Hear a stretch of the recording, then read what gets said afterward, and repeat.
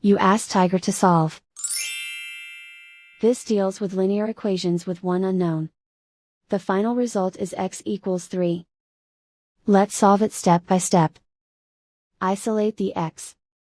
Multiply both sides by x negative 1. Multiply the fractions.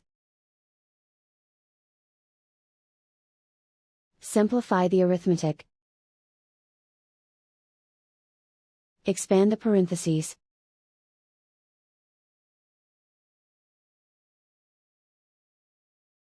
Simplify the arithmetic. Group like terms. Simplify the arithmetic.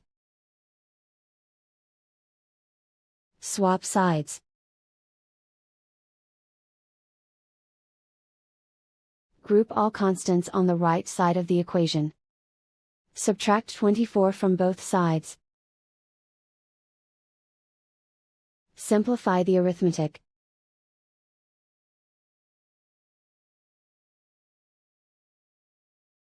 Isolate the x. Divide both sides by 12. Simplify the fraction. Find the greatest common factor of the numerator and denominator. Factor out and cancel the greatest common factor. And so the final result is x equals 3.